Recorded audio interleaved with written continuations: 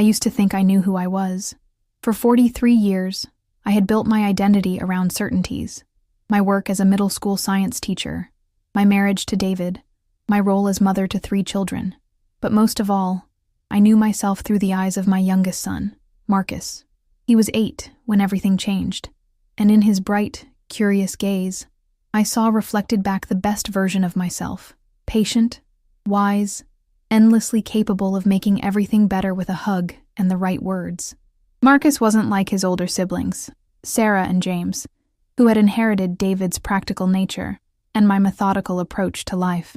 Marcus lived in a world of constant wonder, where every ant marching across the sidewalk deserved a 5-minute observation, where bedtime stories weren't enough unless he could add his own chapters, where a simple trip to the grocery store became an expedition requiring detailed discussions about why bananas turn brown and whether clouds ever get tired of floating.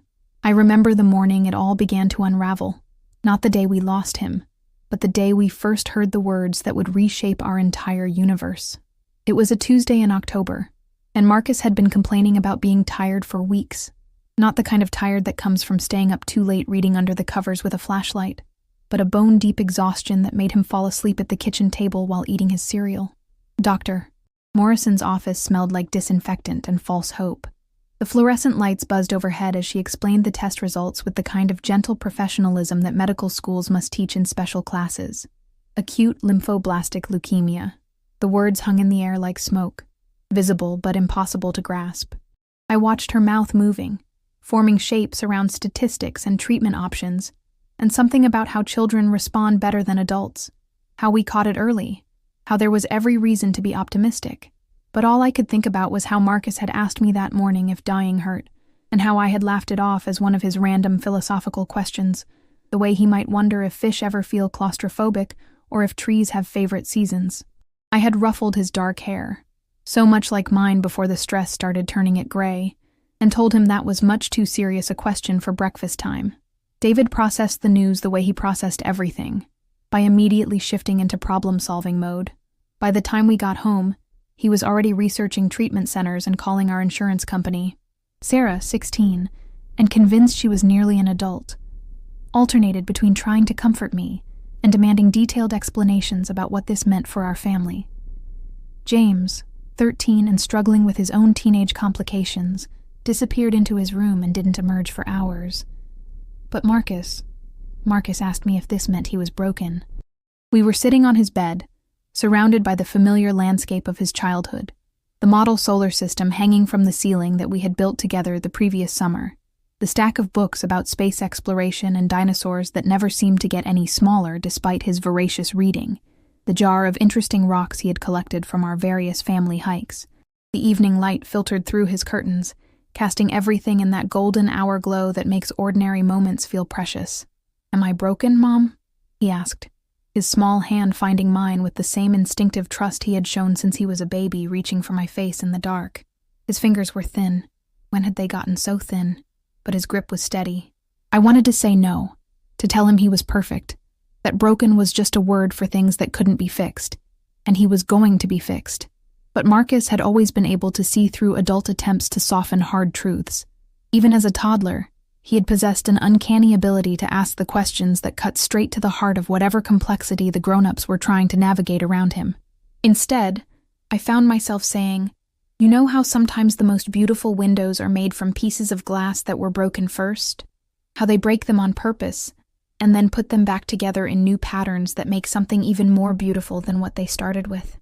He considered this with the same seriousness he brought to all of life's puzzles.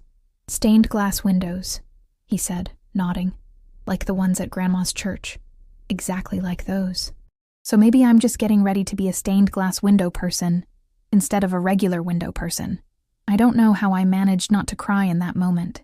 Maybe it was the matter-of-fact way he said it, as if he was simply updating his understanding of his place in the world's grand design. Maybe it was the way he squeezed my hand, as if he was comforting me instead of the other way around.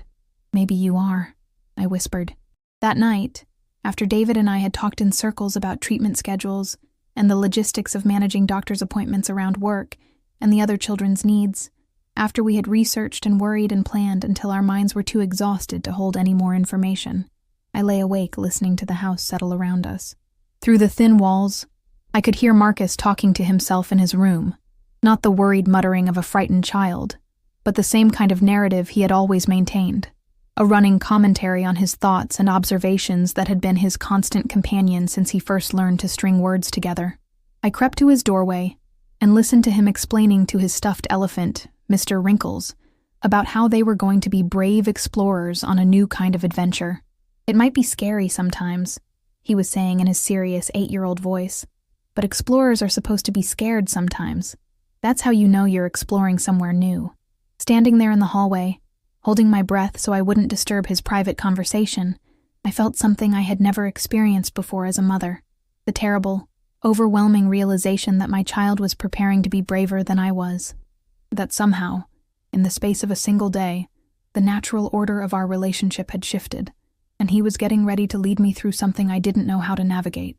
I had spent 8 years believing that my job was to teach him about the world, to be his guide and protector, and the one with all the answers. But listening to him comfort his stuffed elephant with the same gentle wisdom he had always possessed, I understood that he was about to become my teacher in ways I wasn't ready for. The months that followed became a blur of hospital corridors and treatment schedules, of learning a new vocabulary filled with words like chemotherapy and white blood cell counts and remission. Marcus faced each new procedure with the same curiosity he had always brought to everything else, asking the nurses about how the IV drip worked and whether the chemotherapy medicine ever got lonely traveling through all those tubes by itself. But it was in the quiet moments between treatments, in the spaces between the fear and the hope, that he began to speak to me in ways that would change everything. Not just about being sick, but about what it meant to be alive, about how love worked, about the difference between being broken and being transformed. I just didn't know yet how much I would need those words, or how they would be the only thing left to guide me home to myself, when the worst of all possible outcomes became our reality. The second round of chemotherapy hit him harder than the first. I watched my 7-year-old son shrink into hospital gowns that seemed to swallow him whole, his dark hair falling out in patches that he would find on his pillow each morning. But what struck me most wasn't the physical transformation. It was how he seemed to grow larger in spirit, even as his body grew smaller. "Mama," he said one Tuesday afternoon as we sat in the oncology wing, the IV drip marking time with its steady rhythm, "do you think flowers know they're beautiful?" I looked up from the magazine I'd been pretending to read, its pages blurred by exhaustion and unshed tears. "What do you mean, sweetheart? Like, do you think they try to be pretty? Or do they just grow and happen to be beautiful?" He was staring out the window at the hospital's courtyard garden, where late autumn had painted the remaining flowers in shades of rust and gold. I followed his gaze, thinking about how to answer. "I think they just grow toward the light and become what they're meant to become. The beauty just happens." He nodded solemnly, as if I'd confirmed something important. "I think people are like that too. We just grow toward whatever light we can find, and sometimes we're beautiful without even knowing it." The words settled into my chest like seeds finding soil. At 7 years old, while poison coursed through his veins in the hope of saving his life, my son was discovering truths that grown-ups spent lifetimes searching for. I wanted to write down everything he said, to capture every insight, but I was afraid that focusing on preserving his words might make me miss the moment of actually receiving them. The treatments continued through the winter. Some days were better than others, days when he felt strong enough to play with his blocks, to laugh at silly cartoons, to eat more than a few spoonfuls of soup. Other days, he could barely lift his head from the pillow, and I would lie beside him in the narrow hospital bed, feeling his small body fighting battles I couldn't fight for him. It was during one of these difficult stretches, when the nausea was so bad he couldn't keep anything down, that he asked me about dying. "Mama, what do you think happens when people die?" The question came at 2 a.m., whispered in the darkness of his hospital room, while machines beeped softly around us. I'd been dozing in the chair beside his bed, and his voice pulled me instantly awake. "I don't know for sure, baby," I said, moving to sit on the edge of his bed. "What do you think happens?" "I think maybe we become the light that other people grow toward," he said, his voice so matter-of-fact it took my breath away. "Like how flowers need sun to grow. Maybe when people die, they become the sun for someone else." I couldn't speak for a moment. Outside his window, the city continued its restless turning, traffic lights blinking, windows glowing in distant buildings, night shift workers beginning their long hours. But inside our small circle of lamplight, time felt suspended, sacred. That's a beautiful way to think about it, I finally managed. I'm not scared, he said, and I could hear the truth in his voice. Are you scared, Mama? Yes, I whispered. I'm terrified. Of me dying? Of living without you. He was quiet for a long time, and I thought he might have fallen asleep. Then his small hand found mine in the darkness. But if I become light, then I'll still be helping you grow, right? I'll still be taking care of you, just in a different way. The tears came then, silent and unstoppable. How could he be comforting me when he was the one facing the unthinkable? How could a child understand acceptance in a way that I, his mother, couldn't even begin to grasp? You'll always be taking care of me, I said, squeezing his hand, no matter what happens. The doctors tried another protocol in January. More aggressive chemotherapy, a different combination of drugs, hope packaged in plastic bags that hung from IV poles like strange fruit. His body responded at first. The tumor shrank. His energy returned in small bursts that felt like miracles. I remember one particularly good day when he felt well enough to go to the hospital's playroom. He'd been working on a puzzle for weeks, a 1,000-piece image of a sunset over mountains. Most kids his age would have given up long ago, but he approached it with the patience of someone much older, sorting pieces by color and pattern with methodical precision. The edge pieces are easy, he told another child who had stopped to watch. But the middle parts, that's where it gets interesting. You have to look for pieces that seem like they don't belong, and then figure out where they fit. As I watched him work, I realized he could have been talking about more than just the puzzle. He was teaching that other child, teaching me, about patience, about finding connection in chaos, about the satisfaction that comes from seeing a complete picture emerge from scattered fragments. But the remission didn't last. By March, new tumors had appeared, and they were growing faster than before. The oncologist called it aggressive progression, medical language for the fact that my son's body was losing its fight against an enemy neither of us could see. We have some other options, Dr. Martinez said during a meeting that felt like a courtroom where the verdict had already been decided. Clinical trials, experimental treatments. But I need you to understand that we're moving into territory where the treatments themselves carry significant risks. I looked at my son, who was coloring in a book about dinosaurs, seemingly oblivious to the adult conversation happening around him. But I knew he was listening. He always listened. What do you want to do? I asked him that night. I want to go home, he said simply. I want to sleep in my own bed and see the tree outside my window. I want to finish my puzzle without machines beeping all the time. What about the treatments? The doctors think they might help. He set down his crayon and looked at me with eyes that seemed far too old for his face. Mama, sometimes the best way to take care of something is to let it be what it needs to be. I didn't understand then what he meant. I thought he was giving up, and I spent the next few days trying to convince him to try the experimental treatments, to keep fighting, to not let the cancer win. But now I know he wasn't giving up at all. He was choosing to live his remaining time on his own terms, teaching me one final lesson about what it meant to love something enough to let it go. We went home on a Thursday in April, just as the dogwood tree outside his bedroom window was beginning to bloom. The weeks that followed were unlike anything I could have imagined. I had expected our home to become a place of waiting, of quiet desperation, of medical equipment and hushed conversations. Instead, it became something else entirely, a place where my son taught me how to live, while he was learning how to die. He set up what he called his observation post by the window, where he could watch the dogwood tree and the birds that came to nest in its branches. Every morning, he would settle into his chair with a cup of tea that had become too strong for his diminished appetite, and he would watch the world wake up outside. And every morning, he would share what he saw, not just with his eyes, but with that part of him that seemed to understand things the rest of us missed entirely. Mom, he said one morning, about a week after we'd come home, do you see how the birds don't seem worried about tomorrow? They're not stockpiling extra worms or building bigger nests because they're afraid spring might not come again.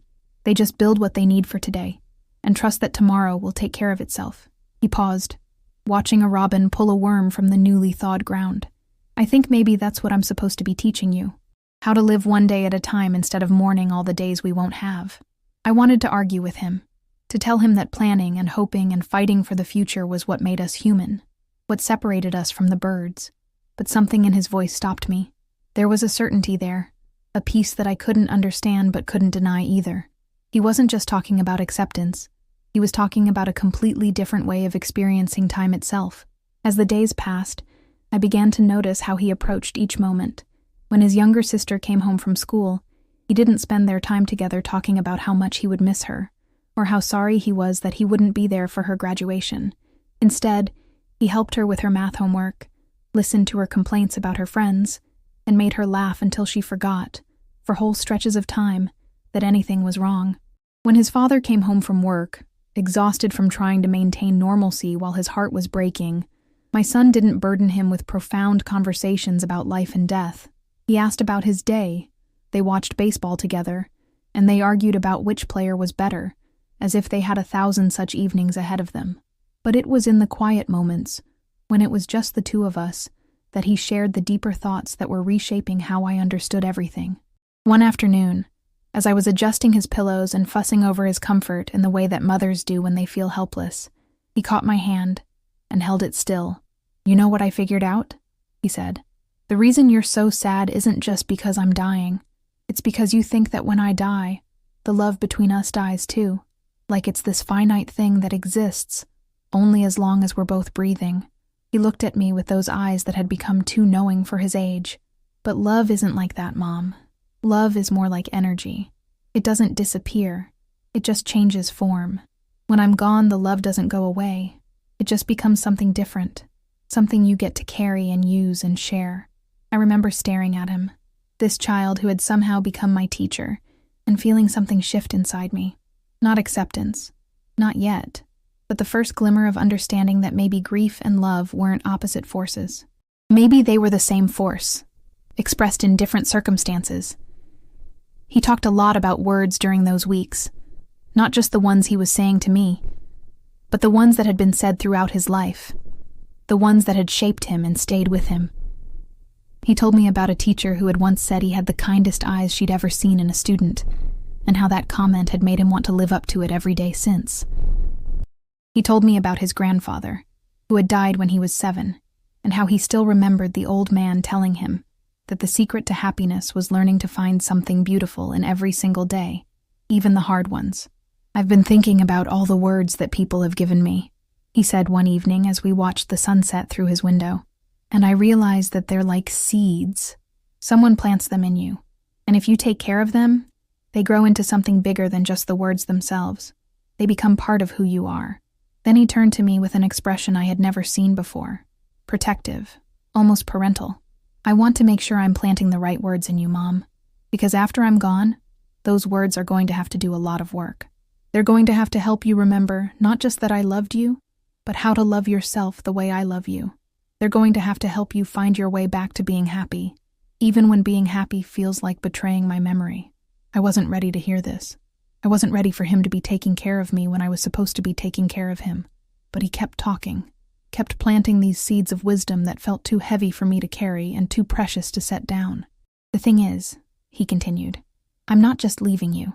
I'm also becoming part of you in a way that's more permanent than if I had lived to be 100. Every time you have to make a hard choice, you're going to ask yourself what I would want you to do. Every time you see something beautiful, you're going to feel me appreciating it with you. Every time you love someone else, you're going to love them with all the love you have for me included in it. So in a way, I'm not dying. I'm just changing the way I exist in your life." The dogwood tree outside his window reached full bloom during his 3rd week home. The branches that had been bare and brittle when we arrived were now heavy with white flowers, transforming the view from his chair into something almost ethereal. He spent hours watching those blooms, and I could see that they meant something to him, though I didn't understand what. On a particularly warm afternoon, he asked me to help him outside to sit beneath the tree. We set up a chair in the shade, and he sat there for most of the day, occasionally reaching up to touch the low-hanging branches, running his fingers over the soft petals. When evening came and it was time to go inside, he looked up at the blossoms one more time and said something that I didn't understand until much later. "They're only here for such a short time," he said, "but look how much beauty they create. Look how they transform everything around them, just by being exactly what they are, for exactly as long as they're supposed to be here." That night, I lay awake, thinking about those words, about the tree, about the strange peace that seemed to surround my son, even as his body grew weaker. I was beginning to understand that he was trying to teach me something about impermanence, about finding meaning in the temporary nature of beautiful things, rather than mourning their inevitable loss. But I still couldn't imagine how I would apply that wisdom to losing him. I still couldn't see past the approaching emptiness to whatever it was he wanted me to find on the other side. I had no idea that in just a few days, I would need every one of these lessons, and that the real teaching was just beginning. The morning of May 3rd started like all the others had for the past 2 weeks.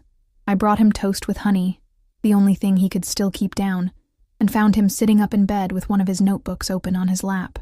But something was different in his face that morning, a kind of peaceful exhaustion I hadn't seen before, as if he'd finally reached the end of a very long journey. "Mom," he said, setting the notebook aside without writing in it, "I think today might be the day." The words hit me like a physical blow, even though I'd known this moment was coming. We'd talked about it, planned for it, but somehow I'd convinced myself we still had more time. There's something about hope that makes you believe in impossible extensions, in miraculous delays, in the universe changing its mind at the last possible second. I sat down on the edge of his bed, my hands shaking as I reached for his. His fingers were so thin now, almost translucent, but they still felt warm, still felt like my little boy who used to trace patterns on my palm when he couldn't sleep. "Are you scared?" I asked him, because I needed to know, because his answer would either destroy me or somehow hold me together. He was quiet for a long time, looking out the window at the dogwood tree, which was now in full bloom, its white petals bright against the green of early spring. "I was scared before," he said finally, "but I'm not anymore. I keep thinking about what I told you about the waves, and I realize I was wrong about something." "What do you mean?" I said. "The wave disappears when it hits the shore. But that's not really true, is it? It doesn't disappear. It just becomes part of something bigger again. It goes back to being ocean." He squeezed my hand with what little strength he had left. "I think that's what's happening to me. I'm not disappearing. I'm just going back to being part of everything." I wanted to argue with him, to tell him that wasn't the same thing, that becoming part of everything wasn't the same as being here with me, being my son, being the person who made terrible jokes and collected rocks and saw meaning in every small moment. But looking at his face, so peaceful and certain, I realized that arguing would only be about my fear, not his truth. He spent the rest of the morning saying goodbye to everyone. His father came and sat with him for an hour, and I watched through the doorway as they talked quietly, my husband's shoulders shaking with silent tears. His older sister drove in from college and curled up next to him on the bed, and they shared memories and inside jokes until she was laughing and crying at the same time. His best friend from school came by with a drawing he'd made, a picture of the two of them as superheroes, and my son taped it to the wall where he could see it. But it was the afternoon, when it was just the two of us again, that he gave me the thing I would need most. He asked me to bring him all of his notebooks, the ones he'd been writing in throughout his illness, and he handed them to me one by one. "These are for you," he said, "for when you feel lost, for when you forget who you are without me." He paused, studying my face with those eyes that had always seen too much. "Because I know that's going to happen, Mom. I know you're going to feel like you disappeared when I do, but you haven't. You're just going to have to remember how to find yourself again." I held the notebooks against my chest, feeling their weight, and I couldn't speak around the knot in my throat. How could he know exactly what I was most afraid of? How could he see so clearly into the future I was terrified to face? "The thing is," he continued, his voice getting softer, "I won't really be gone. I'll be in every lesson I taught you, every story I told you, every way I changed how you see the world. That's how love works, Mom. It doesn't end when someone dies. It just changes form." As the sun began to set, painting his room in soft gold light, his breathing became more labored. I climbed into bed next to him, holding him the way I had when he was small and had nightmares, and I felt his body gradually relaxing into mine. He was so light now, as if he was already becoming air, already beginning his transformation into something I couldn't hold on to. "Tell me about the ocean again," I whispered into his hair, and with his last conscious breath, he smiled and said, "It's so beautiful, Mom. It's so much bigger and more beautiful than I ever imagined." He died at 9:17 that evening, just as the first stars were appearing in the darkening sky. And in that moment, I understood what he meant about feeling like you disappear. Because as I watched the life leave his body, as I felt his hand go still in mine, something essential in me simply stopped existing. The mother I had been for 14 years, the woman whose identity was so wrapped up in loving and protecting this extraordinary child, just vanished into the same space where his breath had gone. I sat there holding his body until the hospice nurse gently told me it was time to let them take care of him, and when I finally stood up from that bed, I had no idea who I was supposed to be next. The days that followed exist in my memory like photographs submerged in water, distorted, fragmented, impossible to bring into focus. I moved through the motions of arrangements and decisions, signing papers and choosing flowers, nodding when people spoke to me, but it felt like watching someone else's life through thick glass.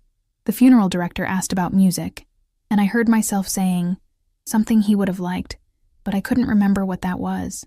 How do you choose music for a child who contained entire universes? People filled our house with casseroles and condolences, speaking in hushed voices about God's plan and how he was in a better place now. And I wanted to scream that there was no better place than right here with me, in his room, reading together under the quilt his grandmother had made. But instead, I thanked them for coming and accepted their embraces, feeling my body go through the motions while my mind remained trapped in that moment when his breathing stopped, replaying it over and over, searching for something I might have missed. My husband grieved differently, throwing himself into work and practical matters, organizing thank you cards and returning medical equipment. He needed tasks, purposes, something to do with his hands while his heart tried to make sense of the impossible. I couldn't understand how he could function, how he could care about returning a hospital bed when our son would never sleep in any bed again. But I also couldn't understand how I was supposed to keep breathing when every breath felt like a betrayal, like accepting a gift that should have belonged to him instead. The house felt enormous and suffocating at the same time. His room remained exactly as he'd left it, books scattered across the bed, that half-finished drawing of the dogwood tree still on his desk, his favorite sweater draped over the chair where he'd dropped it the night before he died. I would stand in his doorway for hours, afraid to enter, afraid to disturb the last traces of his presence, but also afraid to leave and let the space grow cold. Sometimes I would catch myself listening for his voice, for the sound of his pages turning or his quiet humming, and the silence that answered felt like falling into an endless well. Everyone expected me to begin healing, to start the process of moving forward, to find comfort in memories and faith. They shared stories about their own losses, about how time would make it easier, about how he wouldn't want me to suffer this way. But they didn't understand that I wasn't just mourning my son, I was mourning myself. The woman who had kissed scraped knees and helped with homework, who had worried about fevers and celebrated small victories, who had found purpose in nurturing this remarkable soul. She had died with him, and I didn't know how to live without her. I began to understand what he had meant about losing yourself to love, but not in the way he had intended. This wasn't the beautiful surrender he had described. This was annihilation.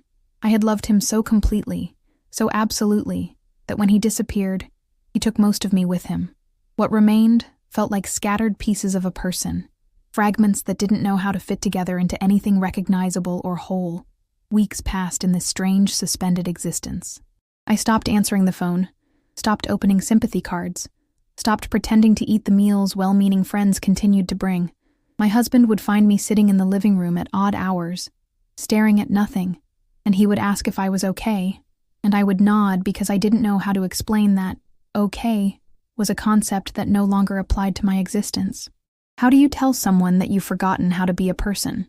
It was during one of these formless days, maybe 6 weeks after the funeral, that I found myself in his room again, not just standing in the doorway, but actually sitting on his bed for the first time since that last night. The mattress still held the faint impression of his body, and touching that space felt like touching a sacred text written in a language I could no longer read.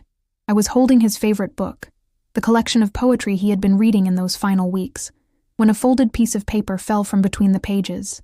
My hands shook as I unfolded it, recognizing his careful handwriting immediately. It was a letter, addressed to me, dated just 3 days before he died.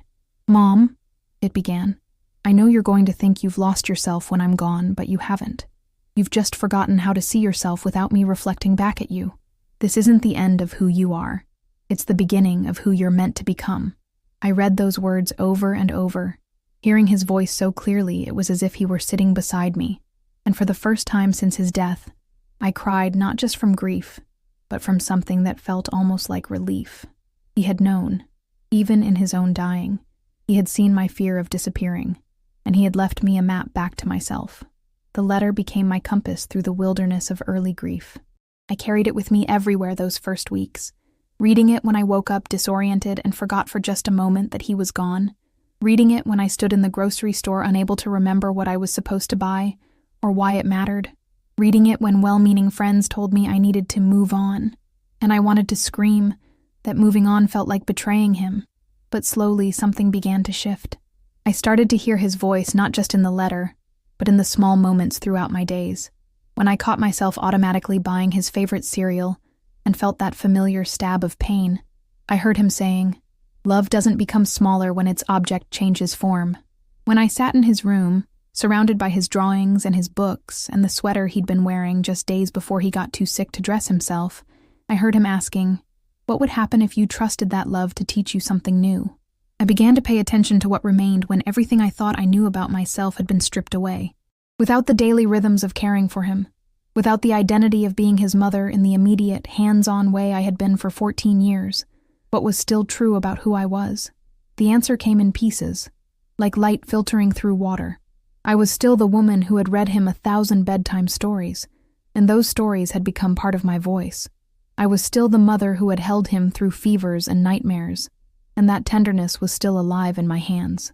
I was still the person who had learned to see the world through his eyes, to notice the way morning light fell across the kitchen table, and the sound rain made on the roof, and the way certain pieces of music could transport you to another dimension entirely.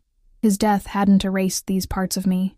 If anything, it had concentrated them, distilled them down to their essence. I began to understand what he meant when he said that love doesn't disappear, it transforms. The daily acts of mothering him were gone, but the love that had motivated those acts was still there, still needing expression, still needing a way to move through the world. I started small. I began volunteering at the children's hospital where he had spent so many months. Not in the cancer ward, I wasn't ready for that, but in the general pediatric unit, reading stories to kids who were bored or scared or missing home. The first time I sat down with a picture book and saw a child's face light up the way his used to, I felt something I hadn't experienced since his death. A sense of purpose that felt both familiar and completely new. "See?" I could almost hear him saying. "You're still you. You're just learning a bigger way to be you." The other parents in my grief support group talked about feeling guilty when they had moments of joy or peace, as if happiness somehow dishonored their children's memory. But every time I caught myself laughing at something ridiculous or feeling moved by a sunset or taking pleasure in a perfectly prepared meal, I heard his voice reminding me that he had never wanted his dying to diminish my living. "The point isn't to carry my sadness forever," he had told me during one of our late-night conversations. "The point is to carry forward everything good that loving me taught you." I began to see how his illness and death, devastating as they were, had cracked me open in ways that revealed parts of myself I'd never accessed before. I had always been a fairly anxious person, someone who planned extensively and worried about outcomes I couldn't control. But loving him through his dying had taught me to be present in uncertainty, to find meaning in moments rather than in guarantees. I had learned to sit with pain without needing to fix it, to love fully even when I knew that love would lead to loss. These weren't consolation prizes for surviving his death. They were genuine expansions of who I was, ways of being in the world that made me more myself, not less. He had been right when he said I was afraid of discovering who I was without him, but he had also been right that this discovery wouldn't diminish me. It would reveal capacities I'd never known I possessed. 6 months after his death, I found myself in his room one afternoon, not crying for once, just sitting with the afternoon light streaming through that same dogwood tree, now full of summer leaves. I was reading through some of his journals, pages and pages of observations and questions and surprisingly sophisticated thoughts about everything from quantum physics to the nature of consciousness. He had been building a philosophy, I realized, trying to make sense of existence and meaning and what it meant to live a worthwhile life. even when that life might be shorter than expected. I think the point isn't to live as long as possible, he had written in an entry dated just 2 months before his diagnosis. I think the point is to live as fully as possible, which means being awake to what's actually happening instead of always thinking about what might happen next. Most people spend so much time being afraid of dying that they forget to be amazed by being alive. I sat there holding those words, understanding finally what he had been trying to teach me all along. He hadn't just been preparing himself for dying, he had been showing me how to live. Every conversation about impermanence and love and the way beauty persists even in endings had been a lesson in how to inhabit my own life more completely. His wisdom hadn't been abstract philosophy. It had been practical instruction in how to be human. That's when I knew what I needed to do with everything he had taught me. The work began small. I started writing down the things he had said, not just the profound moments, but the ordinary ones too. His observations about the way morning light looked different in May than it did in March. His theory that laughing too hard was just another form of crying. His insistence that the best conversations happened when you weren't trying to have them. At first, it felt like I was just collecting fragments to keep myself from forgetting, but as the pages filled up, I began to see patterns I hadn't noticed before. He had been teaching me to pay attention, not just to him, but to everything. The way he would stop mid-sentence to listen to a bird singing outside his window. How he insisted we sit on the front porch during thunderstorms because he said you could only really understand weather by being in it. His habit of asking me to describe the taste of my coffee, or the texture of the blanket we shared on the couch.